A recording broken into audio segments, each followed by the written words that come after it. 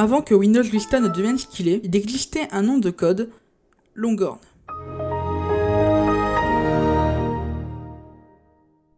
Mai 2001, certaines rumeurs affirmaient que Microsoft travaillerait sur un projet d'une version intermédiaire entre Wilster et une future version de Windows nommée Blackcomb. Initialement, ce projet avait pour objectif d'intégrer des fonctionnalités comme un nouveau gestionnaire de fichiers avancé, un outil de spécification graphique pour les technologies .NET ou de nouvelles fonctionnalités pour les frameworks .NET. Les mois passent sans aucune nouvelle jusqu'en août 2002, où une screenshot dévoile l'existence du projet et confirme qu'il existe. 3 mois plus tard, le build 3683 est leaké, permettant de pouvoir l'installer sur n'importe quel type de machine.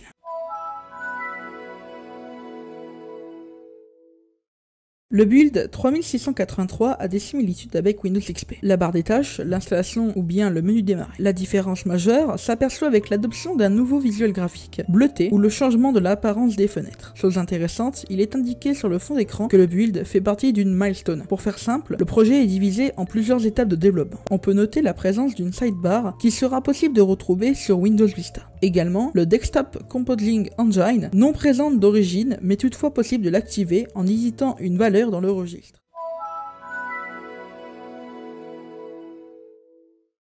On peut se pencher sur le build 4001 qui intègre le fichier install.wim utilisé lors de l'installation de Windows. Cette nouvelle stratégie vise principalement à réduire le temps d'attente lors de l'installation du système, en regroupant les fichiers d'installation dans un seul et même fichier. Ce processus permet d'économiser jusqu'à 45 minutes d'installation. La milestone 4 comprendra l'implémentation d'un nouveau thème appelé Plex, présente jusqu'à la milestone 6. Des traces peuvent être également trouvées dans la milestone 3. Des animations et des effets, dont certaines en 3D. Une refonte générale de l'installateur. Il sera l'une des premières étapes de développement, intégrer des effets de transparence, qui, au fil du développement, se concrétisera notamment à partir de la milestone 6 et la milestone 7, pour ressembler à l'apparence de Aero tel qu'on le connaît sur les versions officielles de Vista. Quelques builds tels que la 4002 ou la 4011, dont notamment un nouveau écran de démarrage, des améliorations du sidebar. Par ailleurs, de la même année, Samsung a créé une application pour Windows XP, incluant des sons personnalisés. Ces sons par exemple celui-ci,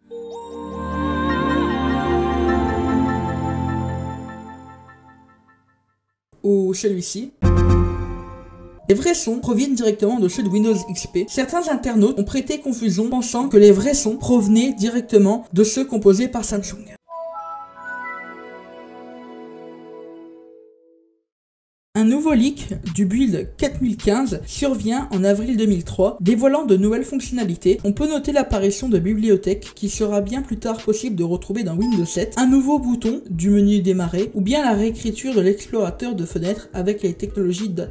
C'est également la première compilation à permettre des effets de bordure vitrée mais requis le patch d'un fichier. La WinEck de 2003, une conférence organisée par Microsoft qui évoque le build 4015 sous une autre version destinée à des fins de test. Il est possible de le prouver en se référant au label inscrit sur le numéro de build labellisé Lab 6. D'après les images ou les archives capturées lors de l'événement, la conférence exposait de nouveaux effets et de nouvelles animations exploitant le DCE afin de démontrer des capacités techniques et des performances auxquelles ces effets et ces animations ne dépendaient pas du CPU pour pouvoir les exécuter, témoignant ainsi qu'ils n'étaient pas lentes mais fluides. Également, lors de la conférence, il a été montré des effets visuels de bureau, notamment de démonstration graphique d'Aero. Pour conclure, sur cette étape de développement, nous pouvons adresser l'attention sur le build 4029 intégrant le prototype de User Account Control présente plus tard dans Windows Vista et versions ultérieures. De nombreuses améliorations pour l'explorateur de fichiers ou des changements pour l'écran de connexion.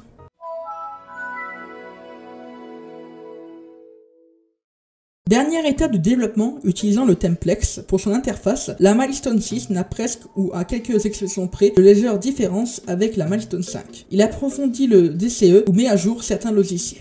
La seule différence notable est l'utilisation de Aero qui a été repensée. En effet, l'aspect métallique a été remplacé par un effet vitré. On peut également ajouter que la Milestone 6 présente de nombreux bugs. Nous nous approchons désormais des versions de développement que l'on pourrait qualifier de presque instables, même si ce terme reste assez vague compte tenu du fait que certaines compilations des anciennes étapes de développement, comme la 40039, présentent des bugs s'appliquant à des fonctionnalités telles que le Desktop Composing Engine ou des soucis lors de l'installation. Malgré que Longhorn lui reste de beaux jours, ses heures sont comptées.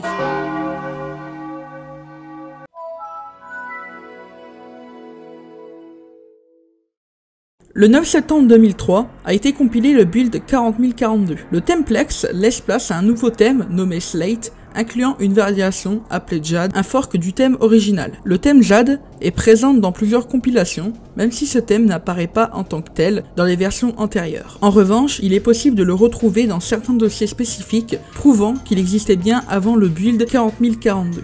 Mais c'est bien le changement d'interface marquante, une nouvelle fois, qui s'applique à l'écran de connexion, ayant lui aussi adopté le thème Slate, ainsi que l'écran de démarrage. En somme, l'introduction de la Milestone 7 est avant tout un rebranding complet de l'interface utilisateur. Lors de la Professional Developer Conferences, ou PDC, de 2003, Bill Gates et plusieurs cadres importants du projet présenteront et interviendront sur les avancées du projet. Une archive vidéo filmée le 27 octobre 2003 permet d'y apprendre quelques nouveautés intéressantes sur l'évolution du développement. La mention de la future version de Visual Studio, quelques soulignements sur des innovations logicielles et matérielles. Lors de la conférence, une série de builds seront montrés figurant des présentations effets avec WinFX, des aspects de Avalon ou de WinFS. Il a été montré des nouveaux aspects de transparence pour Aero. Suite à l'événement, les participants de la conférence de la PDC entre le 27 au 30 octobre à Los Angeles auront la possibilité de tester le build 40051. Il comprend la mise à jour de logiciels ou la correction de bugs. La WinEck de 2004 présente les builds 4067 et 4069. Durant la conférence, il a été présenté des versions primitives de l'interface Aero telle qu'on le connaît ou des tests de démonstration graphique. De nombreux builds viendront apparaître, mais le build 4074 est considéré à ce jour comme l'une des plus instables, mais aussi la plus intéressante. Néanmoins, il met en avant de nouvelles fonctionnalités et d'importants changements qu'une version primitive du Flip 3D, de nouvelles boîtes de dialogue, plusieurs mises à jour dont l'une pour MSN Messenger et l'une des features les plus importantes est la nouvelle interface Aero. Du fait de son instabilité, de nombreuses fonctionnalités ne pouvaient pas s'exécuter correctement, entraînant des crashs. En outre, Windows Longhorn était enclin à des fuites de mémoire pouvant causer des pannes plus générales et dérégler le fonctionnement du système. En 3 mots, un sacré bordel. Tout comme les autres versions de développement, un mode d'évaluation est bloqué à 180 jours.